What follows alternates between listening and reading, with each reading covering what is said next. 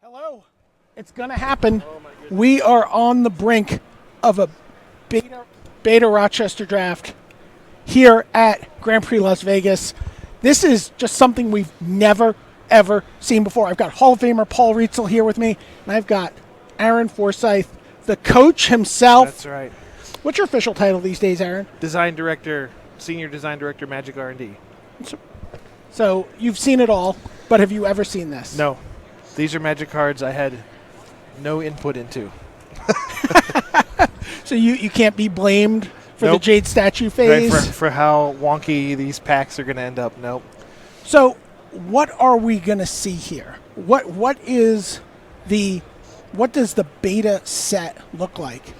Yeah, it's pretty crazy. So this is 25 years ago, right? So we're talking about the initial design, Dr. Garfield's initial vision. And so this is before the idea of limited even existed. This is when they were creating cards expecting that you would travel around your local area or maybe your region and come across cards that you'd never seen before playing Constructed. That was the idea, right? So creating cards like Black Lotus and the Moxen that, that were supposed to be, wow, I can't believe that just happened. That guy had it. There was no idea of necessarily balancing for a standard format. They're building different tribal archetypes for limited. Standard was years away. Right. So we're going to be seeing a ton of really, really powerful cards, and the players are going to have to navigate a Rochester Draft format in which there aren't clearly defined limited archetypes. We're going back to old school Magic. Right, there might not even be enough playables by today's standards in a lot of these packs. I did see an unlimited pack get Rochestered at a Chaos Draft earlier today. Oh, okay.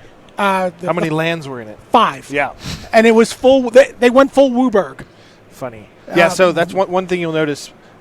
You're used to the one land per pack we do these days, but back then, because there weren't lands to be had any other way than getting them out of boosters, and you needed a lot of them, there were on average about 4 basic lands in every booster pack, including taking the rare slot. As someone who opened a lot of unlimited packs, everyone I could get my hand on at the time when I first got into Magic in 1994, I was excited for those lands. Right, you needed those things.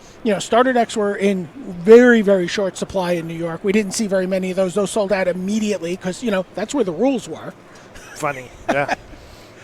Now, we're going to Rochester Draft. So this is something that is a pretty rare experience these days in competitive Magic. Yeah, we've kind of retired it.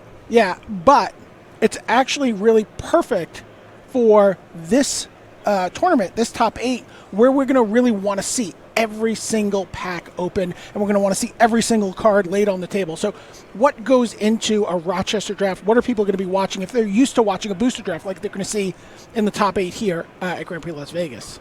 Well, the big thing is because you're seeing everyone's picks, every single pick that every person at the table makes, the signaling is very real. Unlike in a booster draft where you're trying to deduce something, there's nothing to deduce. It's right in front of your face. You can tell this guy took, Pestilence first pick.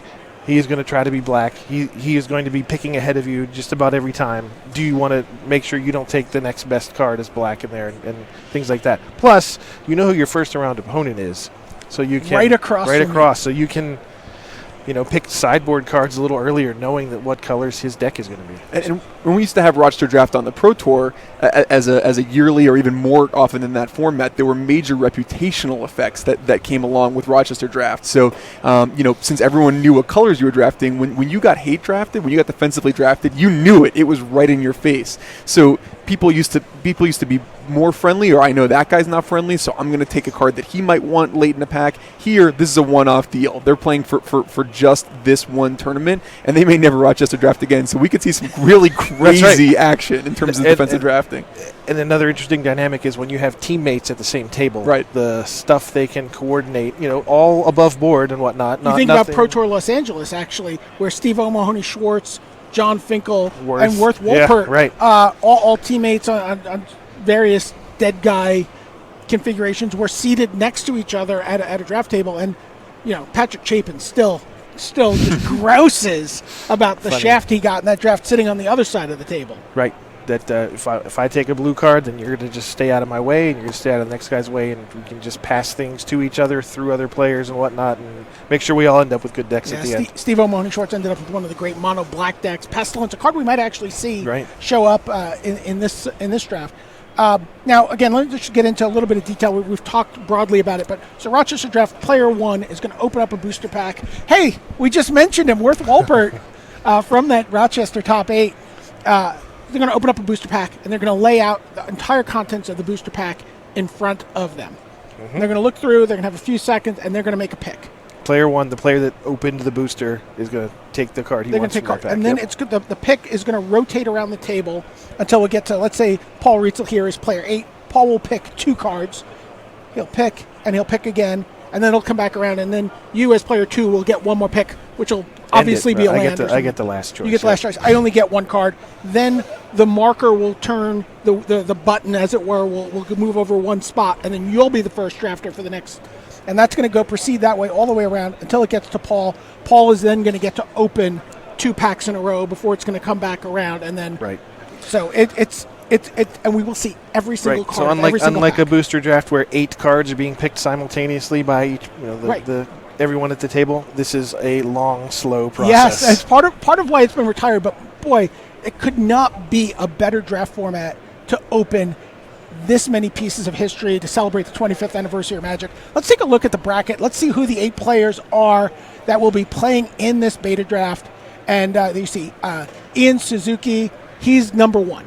He's going to be the first. This was just this is randomly selected, assigned yep. Because these players, there's no standing to be had. He's going to be sitting opposite Luis Scott Vargas, Martin Juza, and Ben Stark, staring down at each other. The teammates there are obviously teammates as well with Luis Scott Vargas. Tim Rivera, local player here in Las Vegas, someone who's been playing the game since 1995. He's got a Pro Tour top 8 on his resume, okay, yep. And he is, sort of like Mike Sigrist West, without as much recent success, but has had some. Matthew Gosler, he's a streamer who is very active in the game. He defeated Mike Sigrist for the 8th spot in the finals to get here. Hemant Patel. Mark Calderero has an amazing story about Hemant Patel that he tweeted. It's like this 14-tweet storm. Hemant's someone from my area. I know him from when I used to run Neutral Ground. He came up playing with Reed and Ian Duke at their store in Westchester, and he qualified for the Pro Tour once simply by playing in booster drafts. Right. Side events at Grand Prix. Points, yeah. The Planeswalker point program. He was one of, I think, 3 players who earned enough Planeswalker points that way. And they call him the side event king? He is absolutely the side event king, and he's going to be staring across from John Holiday. So being the first drafter in a Rochester draft, Paul, is that great? Is that the best spot to be in? You've done this quite a bit. It's not really. I mean, the consensus was pretty much around being the 3rd or 4th being the kind of the best seat. When you're first, you're forced to kind of declare to plant your flag first. And so, So what happens if you open a Pestilence? Yeah, so you open a Pestilence first seed, and you just take it, that's fine. But then other people can take black cards around you and prevent you from drafting the black deck that you want. If you're 3rd or 4th, you get a chance to see the draft kind of develop around you, but you're still drafting early enough where you get to kind of plant your flags. You get the balance of information with being able to kind of drive the direction of the draft. That's right. So you pick that Pestilence first. Those 7th and 8th pick drafters do not have to respect that at all. They can just push you right out, and then you end up with your first pick in your sideboard. And really importantly, I think that this particular format with these old cards and these old formats before Limited was an official set, the delta in power level between the very best cards and the worst cards people put in their deck is going to be gigantic. You're going to be talking about Fireball, Disintegrate, and then at the very bottom it's going to be 1/1 Forest Walkers and Grey Ogres. Dryad. Exactly right. The card Grey Ogre, which I think everyone has joked about for years, is from this set. So for 25 years of Magic, I've been playing Magic for 24 years. One of the most desirable cards for me has always been a black bordered card. I didn't see black bordered cards when I first started playing. We got Unlimited in New York. That was really the first cards we saw. These alpha and beta cards were like Raiders of the Lost Ark level artifacts absolutely. of the game. And 25 years later, they've just gotten even more hard to find. And we're going to just see these cards coming out of packs. What are some of the cards you want to see opened in this draft? Well, I think what everyone's hoping to see is some of the original dual lands, like Tundra. These cards are mainstays of the Vintage and Legacy formats. They get played a ton in Commander. They're the best dual lands ever made. They come into play untapped with no drawback, have both basic land types, and they look very unique and bizarre with the strange kind of striped rectangular text box. They are Oh yeah. Famous cards that I think everyone is hoping to see opened on stream today. I think the players just took a picture and they're getting ready to sit down. It's probably worth noting before we go into the draft, they may open some cards that reference ante. Those cards are not legal to play in limited Magic. So if anyone ends up drafting something like Demonic Attorney or Contract from Below, those cards are I think the only cards ever to be banned from limited. Is that right? I believe so. Yeah, that's right. Yeah, there was Jeweled Bird later on. Yep. And They lasted for a while up through Homelands or something like that. That used to be how people played, or at least how they intended for people to play. And I think that was one rule where the players kind of spoke out against it. Like, I don't want to be losing my cards, just want to play in the game for fun. Dave Humphreys was talking to me when we were talking about doing an oral history of Limited. That he played in the Ice Age. Oh boy, look at that! Oh my gosh, look at that! Sleeves, white gloves, 3 white gloves. beta packs are sitting around the table. The players are going to be sitting there in a couple minutes. And I feel like we need Lloyds of London here or something. Yeah.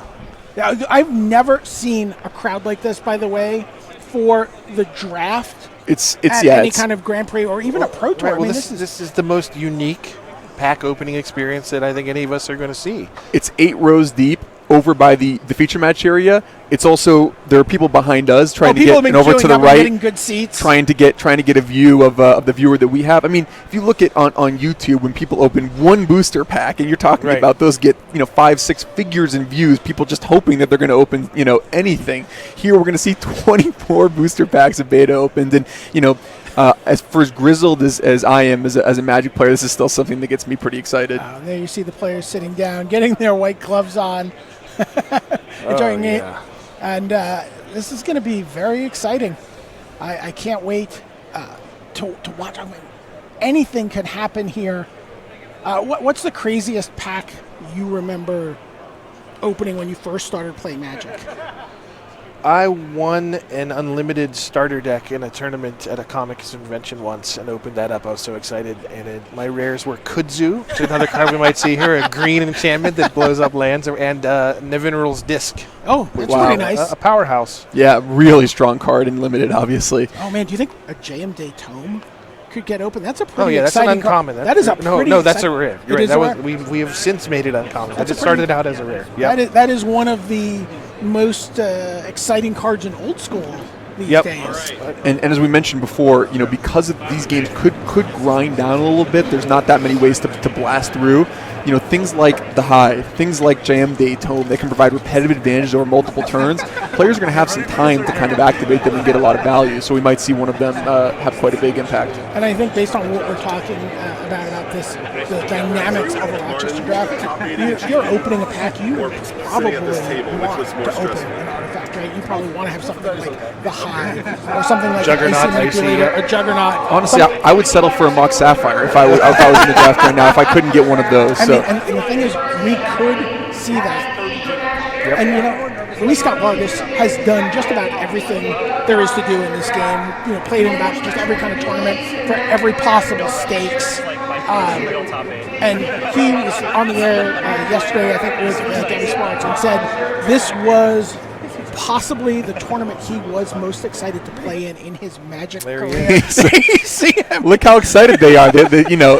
I mean, a lot of these guys, there are 3 Hall of Famers at the table, and they're giggling. Luis looks like the guy at the pawn shop ready to take a look at your family jewels. Yeah. There you see Hemant Patel, Martin Yuza, Tim Rivera. I believe that might have been Matthew Gosler there. I'm not familiar with him, but the players are getting very close. There's some announcements in the hall. We're going to get a note here quickly as to who's going to get to open the first pack. Okay. So the way the numbers 1 through 8 don't necessarily indicate who is going to be the first person to open. When we looked at the bracket. Maybe. No, it is. Oh, yeah, it is. Okay, it is. Okay. So Ian Suzuki is the lucky gentleman who'll get to open the first one of these packs. Martin Yuza is in the 3rd seat that you talked about, and that's a key seat in Rochester Draft in terms of being able to really find a good spot for yourself in the draft. Mm-hmm. All right, here we go. What are those? All right, so 2 Merfolk Tricksters. Yep. I'm not saying it's better than not. Okay. Okay. The players are getting a little rehearsal on how they can pick these cards up. Again, Wearing the cotton gloves. these are pack fresh. They came out of a box at the Wizards warehouse. They came out of a sarcophagus from ancient Egypt. That's basically what it feels like. Oh boy. Cormus Bell. There's our first rare, Cormus Bell. So that's a 4-mana artifact that makes all swamps into 1/1s. Gloom. Is that Jade Idol? That is Jade. Fireball. Fireball. Well, that's a very splashable first pick. You see 2 islands, a mountain. Paralyze. Really strong removal spell. That's a removal spell for sure, although maybe not as much in a... Wow. So there's the 4 lands we talked about. Fog, a card we saw played in Modern yesterday. So, Fireball certainly by far the best card in Limited in this pretty booster. hard. And pretty That's hard. Jade Statue, I believe. It is the Jade Statue. Okay. Which it becomes a 3/6 during combat. Is that correct? There also is Jade Idol. So that's why I wasn't sure. I remember Jade Statue being a little more aggressive there, but this is the Jade Statue. Right. So this one, we've printed this one in the past decade at some point, but it becomes a 3/6 for 2 mana. You turn it into a 3/6 for the duration of combat, or the current attack exchange. Okay. There you go. An entire phase had to be created for this card because the way it was originally worded, there was no opportunity to pay that 2 mana. So they created something called the Jade Statue phase. Hey, you got to do what you got to do. Now we have beginning of combat. Fireball is that your pick, easy Paul? pick Fireball? here. Yeah, for sure, Fireball. I mean, we talked about there are a few cards like Fireball that have ever been printed. X spells, X damage spells have pretty much always been good in Limited, but certainly in the formats that are less synergistic, they're even better. We talked about maybe the games dragging down or bogging down a little bit, and someone might just end up with 9 lands in play and Fireball their opponent for 8. And if Ian takes this, even if people try to push him out of red, he'll have no problem playing that card. Right. Ian Suzuki gently takes a Fireball. Tim Rivera rips the gloves He's like, off. I don't care. Right. Yeah, and he takes that Jade Statue. It looks like a Gloom, sideboard Gloom there for Martin Yuza. Yeah, so now if you're across from Martin, probably don't go into white. And we just saw an island 4th picked. Wall of Brambles. All right, then the corner. Paralyze is still there. Paralyze, really strong spell. People are sleeping on Paralyze. Is that a 8th pick? 8th pick Paralyze in pack 1? Paralyze, and then Mons Goblin Raiders. Mons Goblin Raiders. That might make the cut. Sure, Yeah. Goblin King is, I believe, in the format, He right? sure is. So here we see some lands, and then Holy Strength, and the Fog is the last pick. Juza, I think, easily has the most flavorful deck with a Gloom and a Fog. Those cards are tremendous. But Paralyze is, I think people, again, if you haven't played with these cards, you might not realize. Right, Paralyze is like the card Singing Bell Strike. I don't know if you guys remember that one. Sure. From, Tarkir block. But it locks a creature down, but the opponent can undo that with a significant mana payment. And here it's 4 mana. There you see so that's kind of the update to Paralyze. But not trivial to pay 4 mana to untap your creature every turn. And Right. All right, here we go. Oh, Animate Wall. Nate Holt and I were joking about the art on that card, Animate Wall. That's the rare. In this second pack, it's like a wall with arms and a face getting mad at this lady. It's so and a Wanderlust. There's an Earthbind. Is that a Wandering Stream? And that's Pestilence? Wow, Stream Pestilence. of Life. Stream of Life. That's right. it. That's it. So there are about 10 walls in the set. There's like almost as many walls as there are creatures that can attack through the walls. Disenchant, a very exciting card. And Grizzly Bears, which barely passes the Grizzly Bears test. So, right, there's the original Grizzly Bears and the original Grey Ogre. So if people wondered where those nicknames came from for 2/2 for 2 and 2/2 for 3, that's where. Now, purely on a power level perspective, Pestilence really kind of blacks out the sun here in terms of these other cards. One of the best kind of cards that's ever been printed for Limited at less than rare, basically. It's extremely strong. We're going to see Psychic Venom get played, and is someone going to be so stretched for playables? So here's the kind of updated wording, the Urza Saga version of Pestilence. It's basically pay 1 black mana to deal 1 damage to everything, and as long as there's a creature in play, it'll stick around. Pestilence must be discarded at the end of any turn. So it goes Pestilence, we get a Disenchant, Grizzly Bear. I mean, you've got to jump on any reasonable creature. Right, just as look at this quickly as pack. possible. What can attack in this pack for damage? I think Grizzly Bear was the the best creature in the pack. Yeah. Yeah, Island is clearly showing a preference for the first picked land Sure. from 2 packs. I think it's sinking into a lot of these guys just how bad these decks are going to be as I look at what they're getting here. And if your opponent's forced to play with a wall, Wanderlust could be the potential unblockable source of damage. So I'm surprised that's going so late. Right, Wanderlust is an enchant creature that makes the creature deal 1 damage to its controller every single turn. And Luis, you see, kind of smartly pick it up there, really late in pack 2. So I won many a sealed deck game back in the day with a Wanderlust, or sometimes it would be your 1 flyer Sure. would be the card that you would use in a sealed deck. And there's a lot of cards like that in this set. There's Cursed Land, there's Wanderlust, there's Warp Artifact. My brother loved all this stuff. Like the way he enjoyed Magic the most was just pile negative enchantments on my stuff and just watch me bleed out. Rock Hydra. Wow. Now there's a legitimate threat. There's a regrowth. Wow. There's a Dragon Whelp. Okay, some real monsters. That's a Twiddle. Twiddle. Scrib Sprite's a green flyer. There's a Hill Giant. Another Oh, this is a great pack. There's your power sync, Paul. Mm-hmm. This is the deepest pack. War Mammoth, an absolute monster. There's Fear. Now eventually the name of it was the name of a mechanic. Yep. Yeah. Wall of Brambles. Wall of Wood. Oh, that's Wall of Wood. Okay, Swamp. And Guardian Angel. Yeah, so some real cards here. Wow. Yeah, now we talked about all the creatures that can attack are all in 1 booster. Scrib Sprite's actually pretty good in this format. A Right. 1/1 fly evasive creature. Dragon Whelp, probably the best card in the booster pack. But that War Elephant itself, 3/3 trample for 4 mana. I mean, that is a brutally sized creature in this time and age. What's the size on the Rock Hydra? It's XRR, I believe. So it is the first of the Hydra Right. template. Right, the first pay as much mana as you can afford to make this creature as big as you want. And what is And that? you might have thought it was going to be an ROC Hydra, but it's actually a rock. Like rock, Hydra. like yeah. made out of stone. And Yeah. what is that? Blinding Light? I can't Guardian recall. Angel. Oh, Guardian prevents Angel. damage. Okay. It's XW to prevent damage. So Martin usually is going to go with the Rock Hydra. Interesting. Over the Dragon Whelp there. That is interesting. And Wall of Air is the second Luis pick. That card is Vargas strong. could not pick that Dragon Whelp fast enough. He was talking a lot about Shivan Dragon being a card he wanted. And, wow, Hill Giant was the next card that went after that. So we just had 3 of 4 red drafters in a row. So there's Dragon Whelp. It's a 4 mana 2/3 red flyer. It has fire breathing, but if you use the fire breathing more than 3 times in a turn, the whelp burns itself out. And Yeah, dies it at does. the end of You the can't turn. let him get too big for his britches. That's right. Yeah, nice wheel there for Tim Rivera with the regrowth still in the pack. Also a Wall of Wood. Hey, who knows? Wall of Wood could do some good work in this format against Could draw the Giant Growth out various of your 2/2s opponent. and 1/1s. Giant Growth, a fine card we could see in a pack here.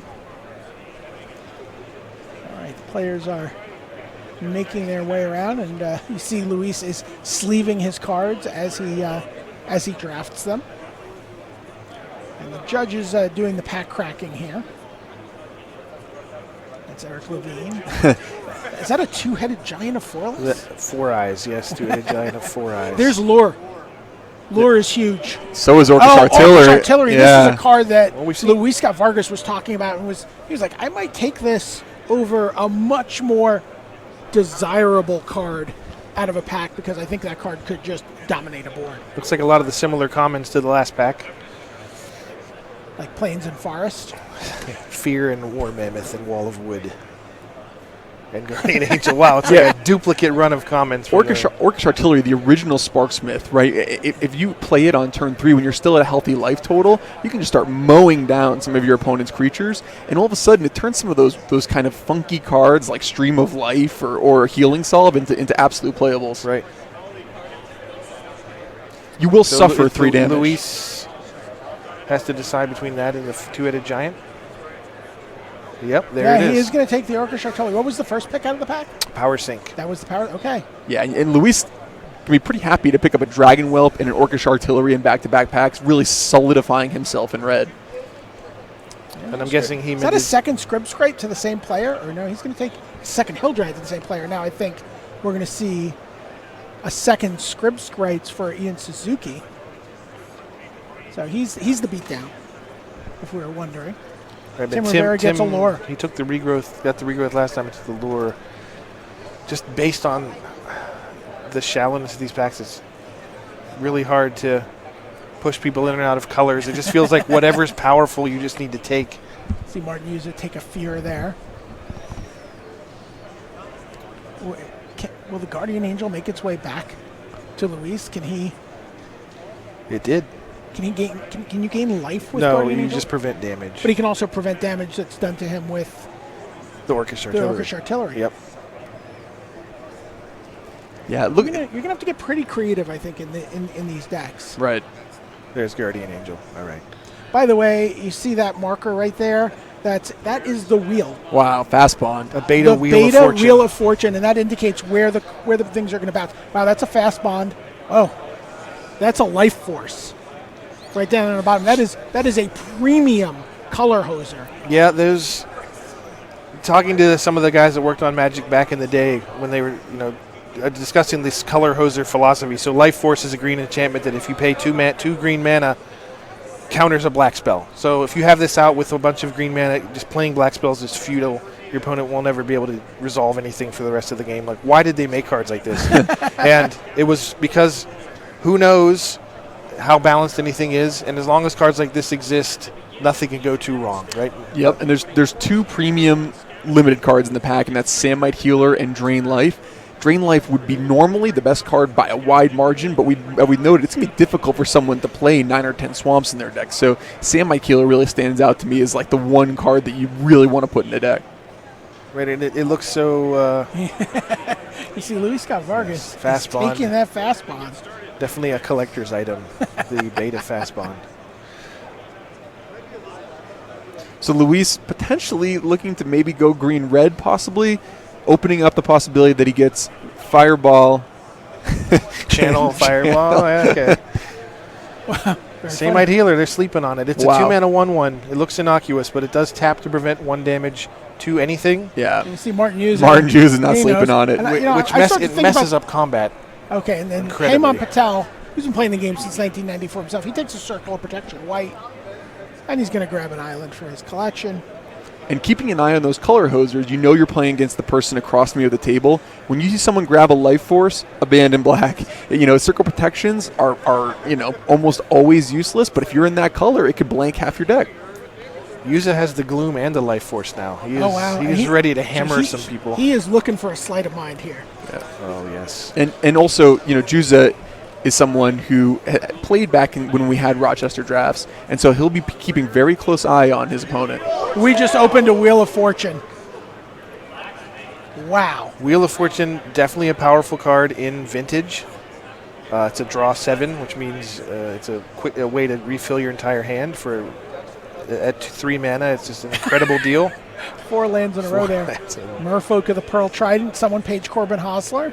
Shanodin Dryads, Weakness, Circle of Protection green.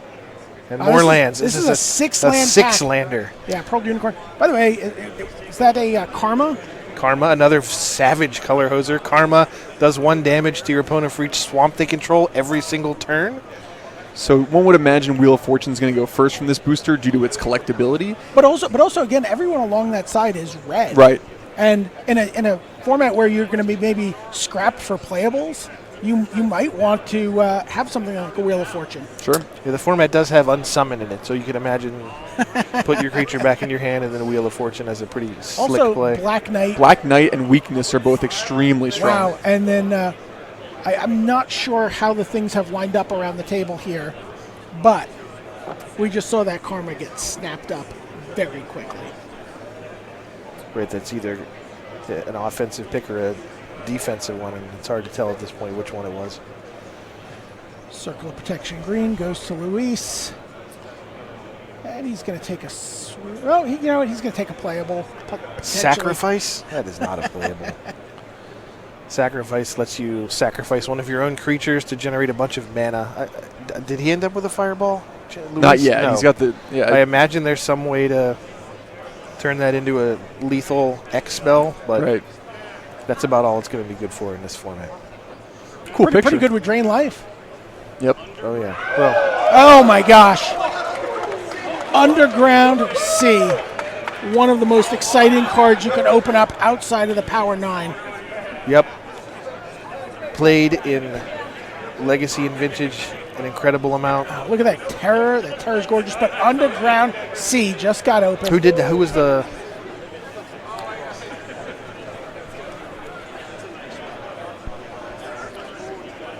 That was... I wonder if we'll see someone Ben put Stark? white gloves back on. Yes.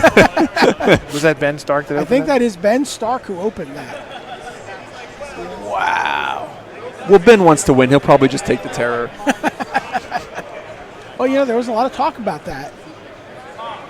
If this was a no-keepsies draft, Terror is definitely the pick here. Sure. But again, you know what? There's a pretty serious prize on the line here. First place in this top 8 draft is going to win an Alpha starter deck. There you see Corbin Hostler leaning in to get a picture for coverage. You see Iron Root Treefolk. We saw Mammoth Spider do a lot. You see the power creep from Iron Root That's Treefolk right. all the way up to Mammoth Spider. Over 25 years, Yeah. we've given it reach. That's right. Finally, Wizards has figured out how to make creatures good enough to be playable. A little sad we haven't seen a giant spider yet, but Underground C gets a big roar of approval from the crowd. No Goifgate here. Nope. Basalt Monolith. Artifact that taps for 3 Really mana. strong acceleration. There goes the Treefolk 8. Now here's a creature with banding. Yeah. The Mesa Pegasus. And Martin, if you notice, everyone else is kind of getting excited about some of these highly desirable cards. Martin has gotten a Samite Healer. He's gotten the Mesa Pegasus. He's achieved a few Pearl Unicorns. So he's got a pretty strong fundamental base for a white beatdown deck. Let's see. COP White, and you know what? Conversion. Oh, Luis making sure no one casts Conversion against him. Well, Luis is also beta land flooded himself, so he what does he need? Right, he managed to acquire a bunch of beta basics to use in the matches today. Yeah, absolutely. He's going to be playing in style. That very much wants to win this draft. Some rumors that he'll open up the Alpha Unlimited starter on somebody's stream if that happens, or have that person open it.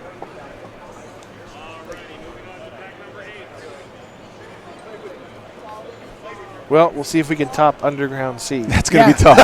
That's about I probably thought Wheel of Fortune was sweet. the third or fourth most desirable card. Oh man, Nightmare. This was a card I was so excited about when I first started playing. Goblin Balloon Brigade, Psionic Blast. Yeah, that was uncommon in Alpha. It's a blue spell that does 4 damage to any target and 2 to you, the caster. There's Stone Rain. I think Stone Rain, by the way, has a chance to be a real MVP in this That's format. right. I cast that card in Modern this weekend. There's there's Giant Growth. Giant Growth, a card that has withstood the Is test that of time. False Orders? Yes, False Orders. Now there's a bizarre common. COP Black. By the way, a lethal combo, COP Black and Pestilence. Yep. Where you get to prevent the damage to yourself. Wow, Nightmare rumors that you said something about Nightmare not quite making the cut In for Dominaria, yeah, we tried it at Uncommon. We moved some stuff down to Uncommon, like Thorn Elemental and whatnot. We thought Nightmare would be another kind of cool throwback. It just made people chase after these limited decks that never came together, where you had everyone fighting for the black cards in a draft or whatnot. It was just too much of a trap. Right. A couple really strong cards here in Limited. Nightmare could be quite good. I wonder if they'll go to the same person who got Drain Life. Resurrection is something that where, we know there's only going to be a few playable creatures, really strong creatures in your deck. So the ability to reuse one is really strong. Obviously, Psionic Blast is the best card in the booster. Really, really strong limited card. And then Goblin Balloon Brigade, don't sleep on it. We talked about Scrib Sprites earlier. Goblin Balloon Brigade in kind of an aggressive red strategy, you can chip in for quite a bit of damage. Take a creature from your graveyard and put it directly into play. You can't tap it until your next turn. Right, so this was the first 4-mana reanimation spell in Magic, and it was in white of all places. This card is also in Time Spiral, so some of you may have encountered it playing Limited in that format. Psionic Blast we saw come back color shifted as Char. Right, in the first Ravnica block. But Psionic Blast itself, another card that we picked up for Time Spiral. Yeah. It was played So in Sea Standard. Serpent is an interesting card. Yeah, absolutely. Very interesting. You're going to track what your opponent's playing. If you can position it against an opponent with islands so that you can attack. So John took the Nightmare. Okay. Right. I mean, obviously you can't just print a 6-mana 5/5. You got to put some kind of a restriction on it to make sure that people don't get out of hand. By the way, pretty aggro Boris deck coming from Martin Yuza here, who just took Goblin Balloon Brigade. His deck is looking pretty aggressive. Yep. And Ben Stark takes the Sea Serpent and the Circle of Protection black. He's going to be playing Martin Yuza. That Circle of Protection not going to be particularly strong, and I don't think the Sea Serpent is either. No. Although if Ben Stark loses his match to Martin in about 5 minutes, I think he'll be okay walking away with an Underground Sea. We'll have to see if Ben can pick up some phantasmal terrains. Oh, yes. That was one of the original combos. There's a handful of combos you want to see. Sea Serpent, Phantasmal Terrain, Thicket, Basilisk, and Lure. Yep. Is one that we'd really love to see. You mentioned COP Black and Pestilence. There's also Circle Protection Red and Orcish Artillery. Oh, absolutely. Oh, my gosh. A Scrubland. We have 2 dual lands that have been opened. Wow. We also have a Control Magic. Wow. So, And a Prodigal Wow. Sorcerer, one of the best commons in this format. Yep. Red Elemental Blast. This pack is exciting. a Prodigal Sorcerer murders a huge percentage of the other creatures at common in this format. Yeah. Llanowar Wow, Elves. This Llanowar pack Elves. is great. And an Unholy Strength. And a Twiddle. So Control Magic, I mean, one of the single best cards for Limited you could possibly imagine in this format. Prodigal Sorcerer, as you mentioned, incredibly good. Obviously, we're going to see the Scrubland go first. Yeah, but winning versus building your collection decision. Well, as we know, if you take the Scrubland, you can travel around your area and maybe trade it for a couple Hypnotic Specters, or maybe acquire an Aladdin's Lamp, or perhaps an Aladdin's Ring if you're lucky. I don't know if you read Mastering Magic cards, but it tells you all about how to trade. There you see that Scrubland. Pretty deep pack as far as beta drafts go. That's right. I imagine most of these cards will end up in players' decks. Yeah, all the creatures here are great, right? Anyone who can get a hold of one of the creatures is going to be really happy. That Llanowar Elves. And then, Luis Scott Vargas takes that Prodigal He takes Sorcerer. the Tim. I don't know that he was blue up until that point, but again, he'll probably do whatever it takes to get all the playables into his deck. Red Elemental Blast. Is that Martin Yuza? Martin Yuza just picking up another cheap Iron Boros Claw Orcs, yeah. His deck is terrific. Yep. He's really hoping to wield that Banalish hero, but that might be a little bit ambitious. Black Ward. Okay, So- Black Ward. Here we go. Wow. He is Take going to get Alan. it. He's going to get a Bander. Wow. This is the card. This is the mechanic he was dreaming about since he qualified. Yeah, Martin's deck looks great. And Ben with the last pick, Jump. I think you can get people with Jump in this format. So Ben just shrugged like, I don't know. I might play it. Right. Again, flyers are pretty scarce in this format. And getting to jump a blocker. Right, the only common flyers are the green 1/1 Scrib Sprites and the white 1/1 Mason Pegasus. That's it at common. There's not even a blue common flyer, which is just crazy by today's standards. There is Jump and Flight. Oh my gosh! Mox Emerald opened up. Wow! That is a beta Mox Emerald right out of the pack. Oh, this is one of the 9 or 10 most desirable cards in the history of Magic. That's right, it is like a forest that can be disenchanted. Wow! Yeah, no jokes aside, the Mox is part of And it. an Icy Manipulator. Wow.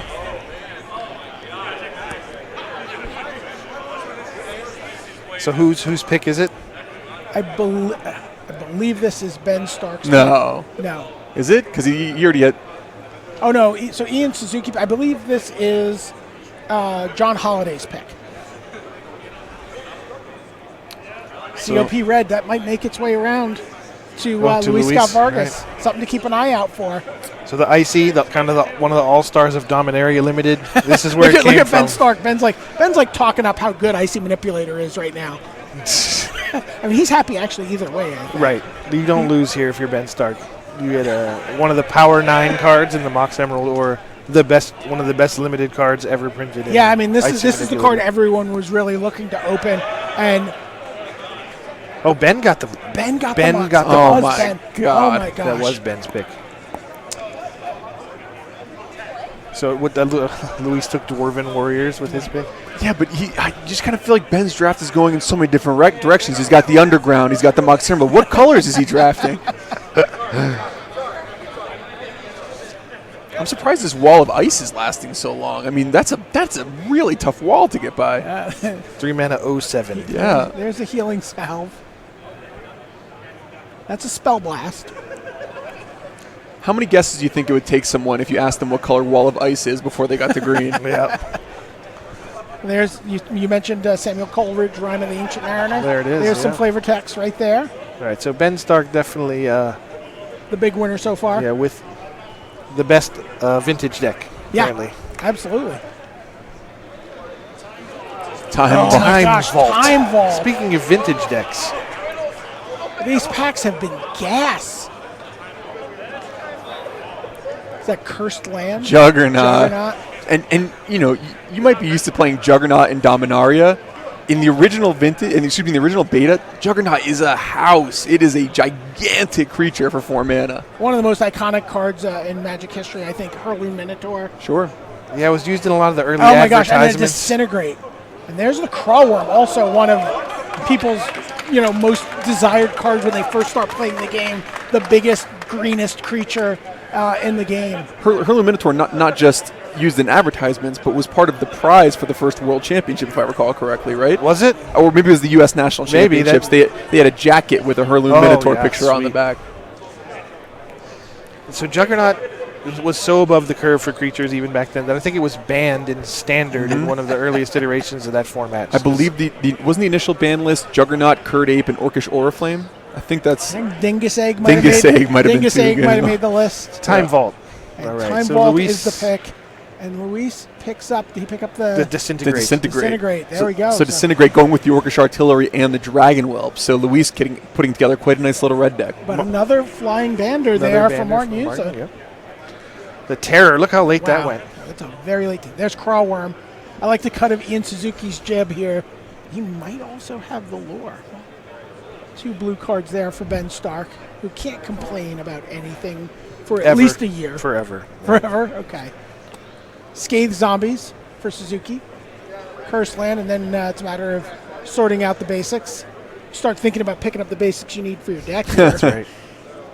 And to clarify, the players will be able to add basic lands as in a normal draft.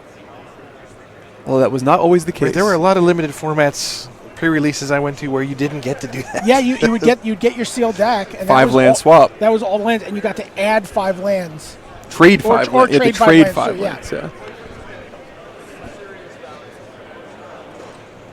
By the way, if you go to Gen Con this year, I will be going to Gen Con. well, you might get a chance to commentate another Beta Rochester Draft because they're going to be doing this again at Gen Con. There's another Disintegrate, by the way. Is that another shadow up there on the top? There's a Bog first Wraith, lightning a bolt lightning we've bolt, seen. our first lightning bolt. Sleeper card from this booster is Howl from Beyond. Absolutely, I agree with you. Anyone who played Seal Deck back then Yes. knows you just got to get to some sort of creature advantage on the board, Yep. and then you can just finish them off. Or sneak through 1 Scrib Sprites, right? Yeah. And then Howl from Beyond does a really nice Disintegrate impression. So Nether Shadow is the rare. It's a 1/1 that comes back from the graveyard if there are 3 other creatures above it. Yeah, so graveyard order will matter. I think just because of this one card, yeah, the order that your cards are put into your graveyard, you can't mess with that. It matters, and for the Nether Shadow. And Luis Scott Vargas is, I got to tell you, he's my early favorite to win the Alpha Starter So it deck. was interesting. His choice was Disintegrate or Lightning Bolt. He took the Disintegrate. Yeah, well, the Lightning Bolt is I a think little lower in- impact here. In a modern format, you would take the Bolt over the Disintegrate, right? In the modern format, you take the Bolt over the Disintegrate, but I think that a lot of times, Luis could get into these games, navigate situations where he's got like 8 lands out and his opponent's at like 15, and his plan is to just Disintegrate them twice. Ben Stark just picked up a blue Elemental Blast, again, opposite Martin Yusa, who does have some red creatures Yes. and may end up with some red spells along the way. So far, Martin only committed to white, but certainly looked like he wanted to be in a Boros deck. Yeah, he has a couple of red cards. Is that Consecrate Land? Yeah, another Time Spiral reprint. That one prevents your land from being destroyed or Well- enchanted, in case you would want to have that happen. Okay. That's Power Surge. Power Surge. What does Power Surge do? I don't know. There are a lot of White Knight fans in the crowd. We just heard a big cheer. I'm not sure what that was for, but maybe they're giving away It's some like packs to the crowd. Phantasmal Forces? No?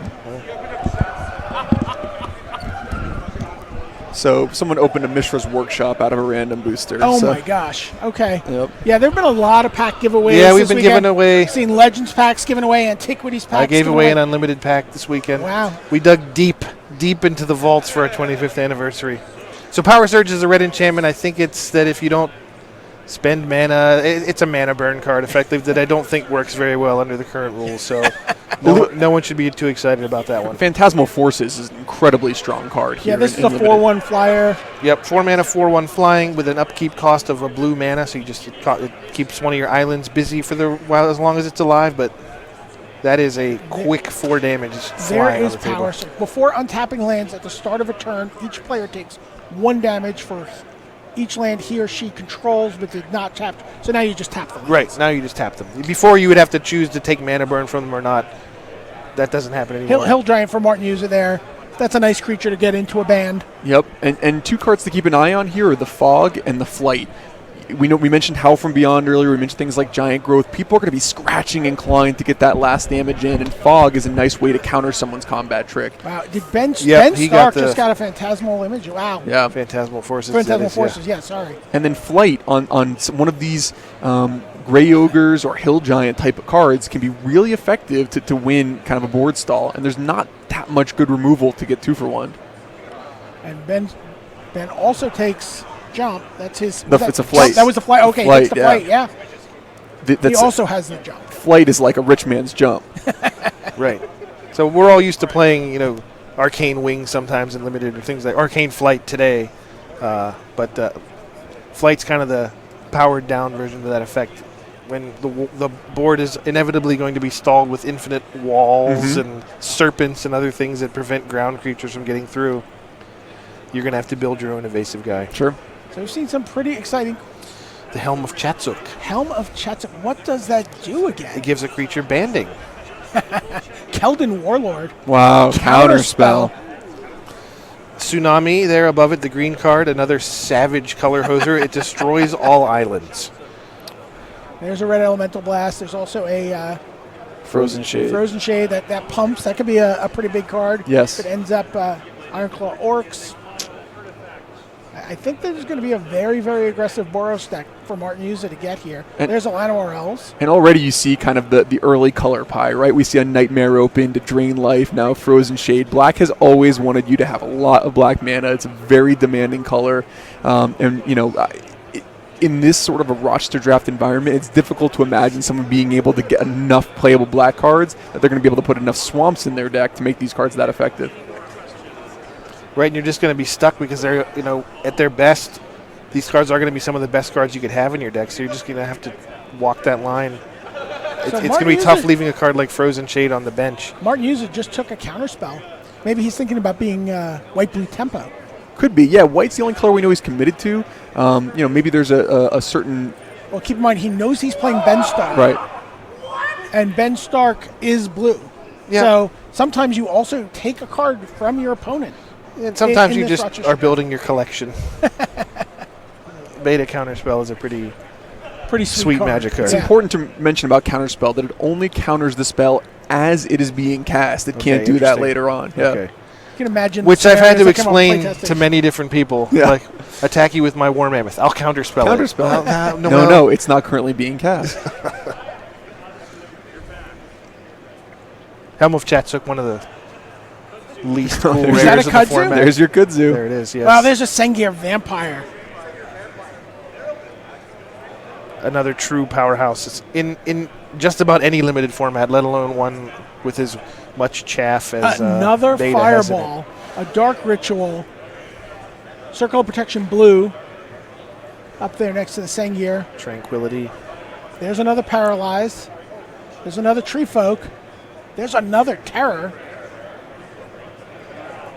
And there is the Forest. Wow, this is one of the most busted packs we've seen so far. Paralyzed, Fireball, Terror, Yeah. Sengir Vampire. Dark Ritual, not bad either. I mean, honestly, accelerating out, one of your something like a Sengir Vampire is an extremely powerful thing to do.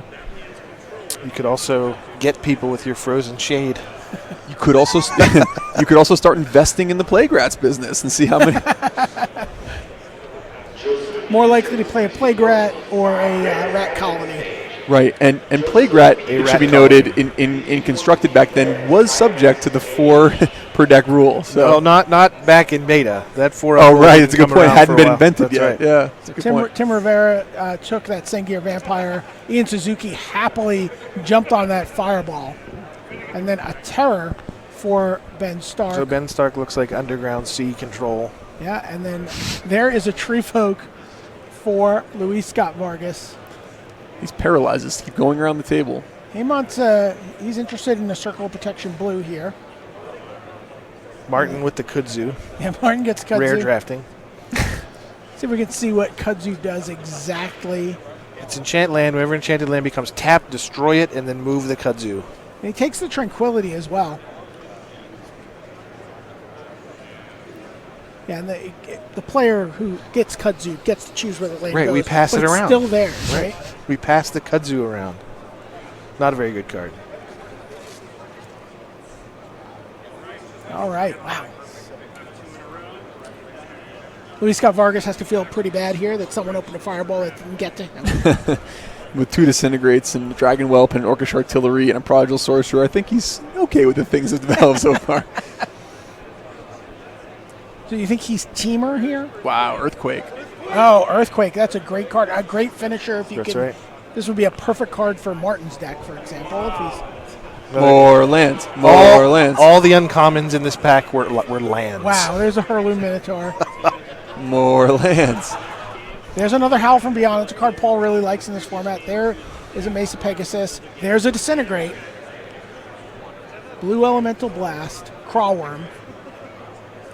Mount. And finally, a Circle of Protection White. I can imagine a lot of these games, as Paul described earlier, coming down to just getting expelled 2 turns in a row.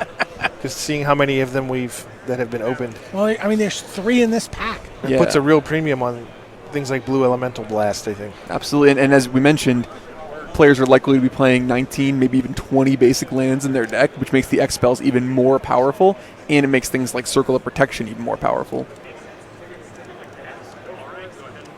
We talked earlier about Disenchant.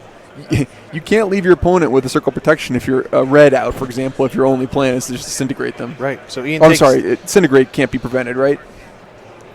I can't remember the 2 clauses. It exiles the creature. It can't be regenerated. It can't be regenerated in exiles, but it can be prevent the prevented. damage. Luis picked up a curve filler Hurloon Minotaur there for his deck. Yep. So the X spells did not Earthquake make it to him. It was the first pick out of the pack. Yeah, and that's a powerful card. It just does X damage to each player and to each creature without flying. Which is most creatures in this format. Right. I love the reminder text on Disintegrate. So X damage to any one target, can't be regenerated, it gets exiled, but also make sure to return it when the game is over. It's not permanently destroyed for the rest of time. So that was a phantasmal terrain. I think Ben Stark got that? No, I think he may have missed an opportunity there. For Sea Serpent? Yeah. Some card we were keeping an eye out for. Another pack. Okay, so now we're on... by the way, so we're now on the pack 17, I believe. Oh, wow. That's a plateau. The original art. These are this is incredibly rare. This is not what the Unlimited plateau No, looks they like. lost the art file for this and had to get new art for it. Wow. So it's highly likely you've never seen this art for plateau. Sarah Angel, just a great card here.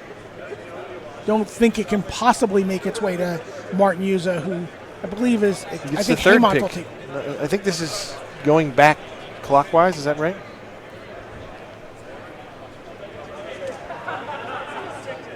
Only 7 lands in this booster. It's a pre-built really mini master. good. Pre-built mini master. You pack. can cast everything in the booster except for the Sarah Angel with the booster. So that's kind of nice. That's good design.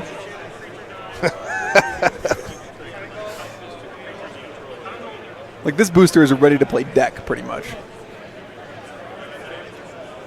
Okay, so Right. Ian So Suzuki. we're on the last set of packs going Yeah. clockwise again. And he does take the plateau.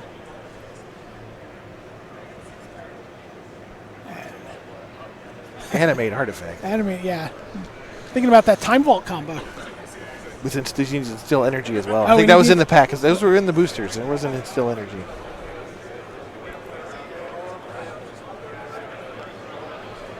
Island Ben Stark. Lots of lands left to go around.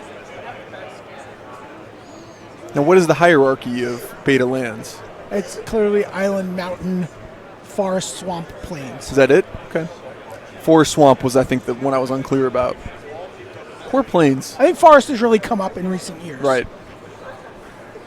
Yeah, people trying to get their hands on some beta forest and beta Llanowar elves to play standard now these days. Right.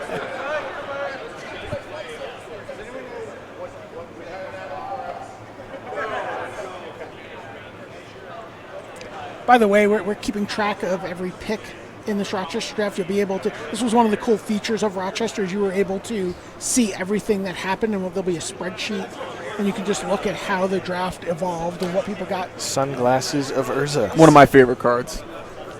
Black Vice, one of my favorite cards. One of the early pre-Fibblethip icons of Magic. The stuffy doll. Yeah. Eventually got his own card. That's right, he did. That was in Time Spiral, right? Uh-huh. You see, Time Spiral and Dominaria both took lots of cues from this original set of cards. Circle of Protection Red. That's a card Luis Scott Vargas is very interested in. Invisibility. This feels like a throw clearing booster for us after so much. The hype is not real on this one. Yeah. Drudge Skeletons, though, I think is a very powerful card in this format. And if you can get an Unholy Strength on it. Right. Black Vice might not be a joke either. I mean, some people are going to have some really quirky, weird decks, and they might not be able to do anything for a couple turns. I see Luis Scott Vargas flipping through his cards there. Black Vice was banned in Legacy for being so powerful. Now, Tim Rivera, he's been playing Magic since 1995, and he knows a thing or two about Black Vice, and he takes that. Martin with the Drudge Skeleton. Yeah. Haymont, he's collecting all the circles. He's looking to go full Wooburg protection. Luis took Wild Growth, which is a shockingly powerful card by today's standards, but never really saw a ton of play early on. No. But he can use that to ramp out like his Tree Folk. And again, he has some X spells. Right. And if he's lucky enough to open a Taiga, get a turn 2 Orcish Artillery, which could really, really turn the game. And that's the only reason he'd want a Taiga. Right, because Curd Ape hadn't been invented yet. Exactly. Oh, yeah. That was a lot of people's first deck, right? Taiga Curd Ape. Yep. My first standard deck was Taiga Curd Ape with Black Vice and Winter Orb. All right, now this is Martin's turn to open a pack.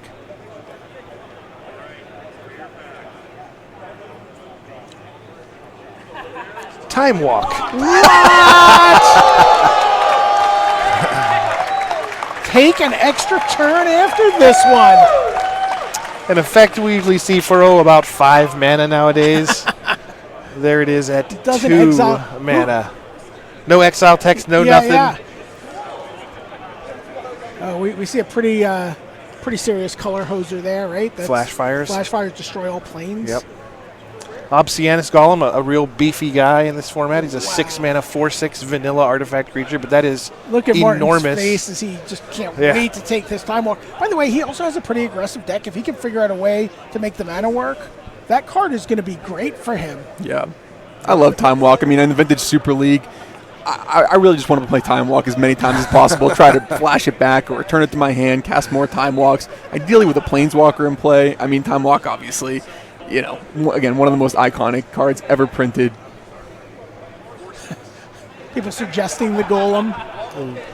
Fit better in his current deck for sure. It bans really well. Yeah, this one's a no-brainer, though. This is why you wanted to be in this event, was to have a moment like this. Oh, my gosh. Time Walk.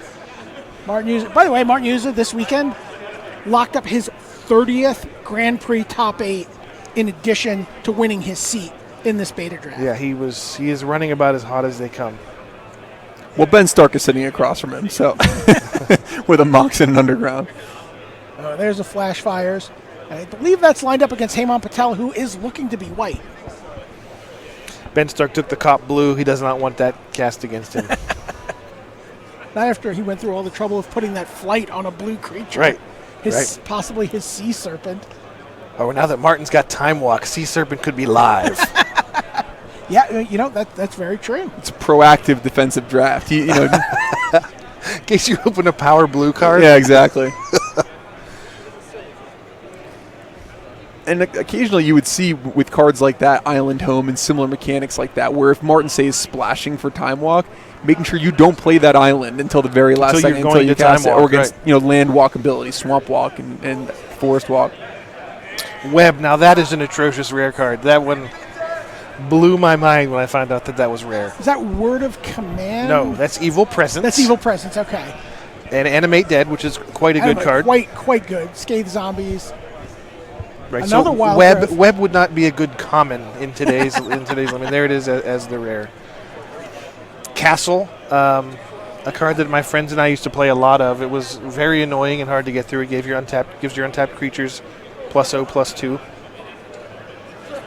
Pretty good with a Sarah Angel. Mm-hmm. That's right.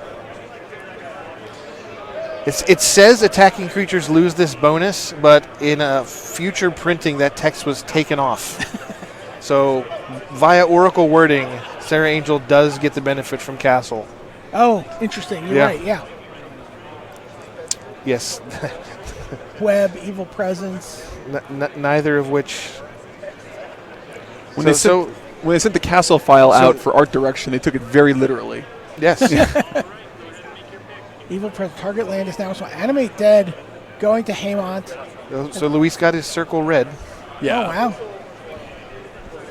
That means he can use his Arkish Artillery with impunity. That's right. And tap, pay 1, deal 2 damage.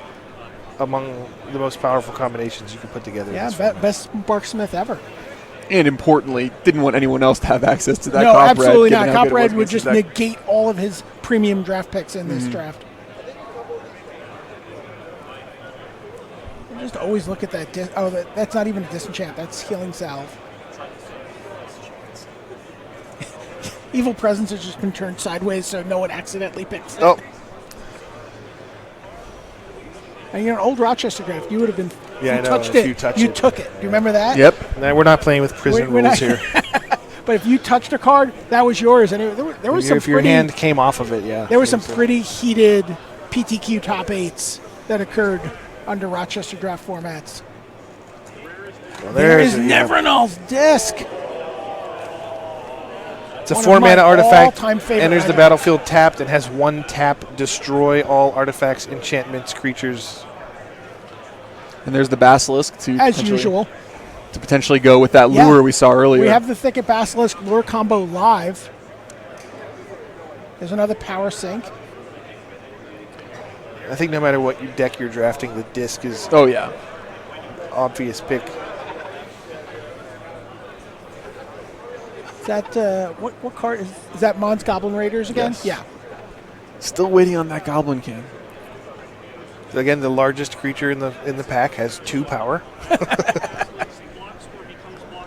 It costs 5. I think Basilisk has super Death Touch though. Right. This is before there was Death Touch. So if you can get a lure on that, while your opponent has a ton of it has nothing to do with dealing damage. If you get into combat with it, you are dying at the end of combat. And as such, the Basilisk was the second or third pick out of the pack. Poor feedback. Feedback makes like an enchantment have an upkeep of 2 mana or something like that. I mean, it's just an atrocious. Oh, it just does 1 day. Oh, of course. Of course. It's the 4th one of the Wanderlust crew. Sure, you can keep your enchantment out for the next 20 turns, but it'll cost you. Not bad to get on a Circle of Protection in a long game. That's right. I wouldn't be surprised if at least one of those kind of cards killed someone. I expect one of those will kill someone. In today's draft. I fully expect one. Or Cursed Land. Oh yeah, Cursed Land also very good.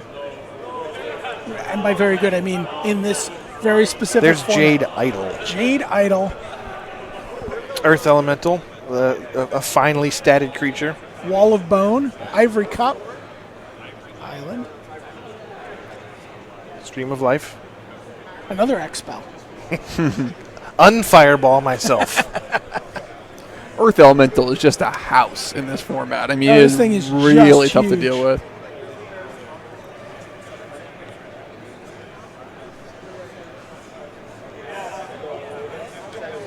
Although it's just, the walls in this set are just so unfair against the creatures that it is as awesome as Earth Elemental is. Wall of Bone just effectively blanks it for 1 mana turns.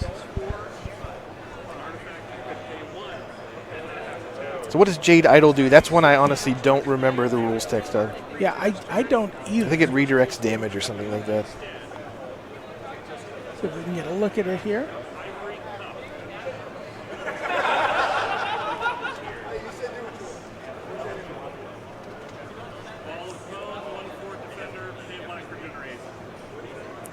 Whenever the players are asking for Oracle wording. So that's Jade Idol, where you have the that's not the right card. Jade Right. statue. No, it's not Jade Statue. No? Jade Monolith. Jade Monolith. There we go. Thanks. Sorry to. The original designers were not so prescient as to have a legacy Is that a Spirit or Arcane mechanic in the alpha set. Oh, so you have to take the damage dealt to creature on yourself instead. But you also have to take all of it, which is Right, a so lot. it's personal incarnation, Yeah. the artifact. Yeah, you actually got some early trash talking too in there. Take all of it.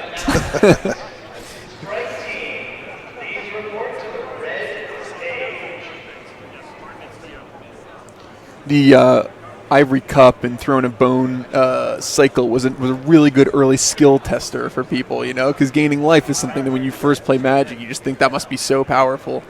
Doesn't take very long playing with those cards to realize how bad they are. So this card was in the very first set of starter deck that I ever opened in Revives, and it just gave me this incredible. Well, we get the Lotus chant as the draft comes to a conclusion.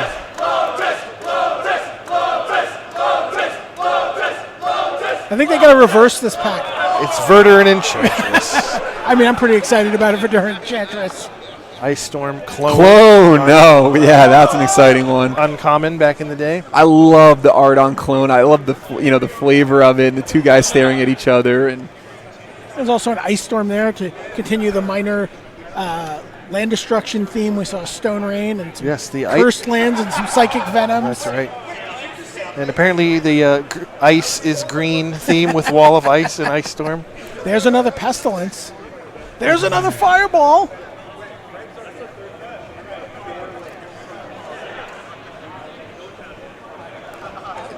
highly doubtful anyone will be able to take advantage of Verdure and Enchantress's ability here. You know what? Ben Stark has a lot of enchantments. Yeah? It is double green to cast, though. Yeah, and we might Box have time. Emerald aside. it's an 0-2. It takes quite a bit to return. on Heyman your Patel investment. also has all the COPs at the table, other than Luis's COP. So Ben passed on the. Is that a second the Verdure Pestilence Enchantress. over there? Yeah, I think that is. Was it Ian that took the Pestilence? Yeah. Martin with the Mons Goblin Raider. He's staying on target with his aggressive in quotation marks for this format. Conservator there from Luis, I think probably an underrated card in this format as well. We mentioned repetitive sources of advantage, and Conservator, I think, an extremely inefficient way to do it, but could be playable. It's like 2 mana and tap to prevent 2 damage or something. I think it's prevent 1 damage. I'm not 100% sure. Lands going, invisibility, and the last pick here is a mountain. Yeah. So who do you like at this table? I got to tell you, I mean, Luis Vargas' deck looks terrific to me. Absolutely. Oh, this is the last pack. Right. Oh, that is An anti-card. That is Dark Pact. That's Dark Pact. That is some beautiful Richard Thomas artwork. That's Quentin Hoover. That is Quentin Hoover? Quentin Hoover, yeah. Phantom Monster. Oh, Wow. I should have named that in my cards that I'm really excited to see early on. That I love a Phantom Monster, and that's a premium 4 card. mana, 3/3 flying, full stop. It's a flying hill giant. More Edgar Allan Poe. Our first Tranquility, I think. Another Prodigal No, there's Sorcerer. been. Oh, there've been Tranquility? Yeah, there's been. Phantom Monster, Prodigal Sorcerer, and what else is even good here? Iron Retrieval. Yep. Iron Retrieval, Giant Growth. Oh, Giant Growth. Probably Giant Growth. pretty good here. We do have at least 2 Plaguerats now. And a clone. And a clone. Wow. We can do it. Wow. And we did see Rat Colony earlier on stream, so Oh, that's a great pickup. could that Prodigal get to Luis? Martin just takes the rare. Haymont's going to take that Tim, and Luis is going to take Giant Growth. Giant Growth. COP Blue there for Ben Stark. He's like, which island art is that? Power Leak. That's the one that makes your enchantments cost more mana. Wow, he would have to take all of those under the old rules. That's a lot of cards.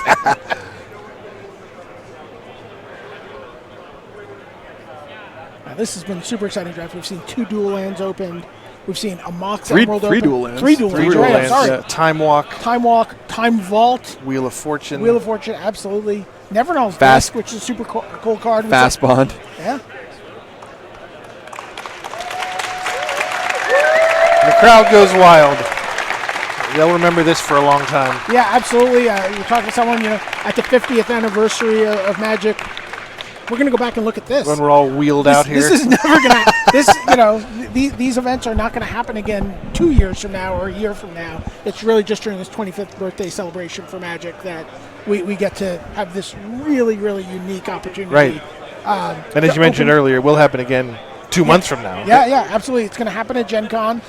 So, maybe you want to go there, play in some beta qualifiers.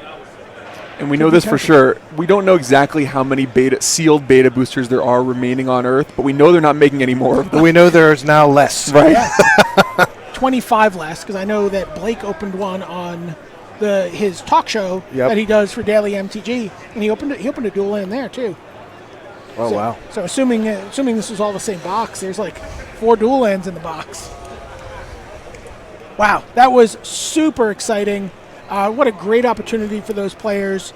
I think it may be that the best decks ended up with the 3 most accomplished players at the table.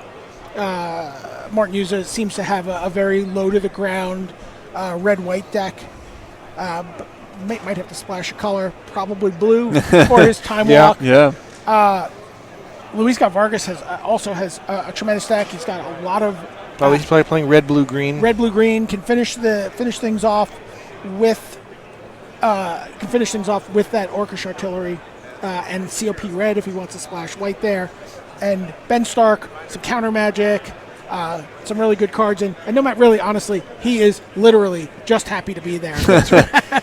Ends up with the Mox and the dual land. But there are and the Underground Sea, no less. There are powerful cards floating out there among the other guys. There's Sarah Angel, Sengir Vampire. These cards in this format can just single-handedly win you the game. So don't be surprised to see Phantom Monster pull an alpha boost, an alpha starter into someone's collection, because that card is something you absolutely need to deal with.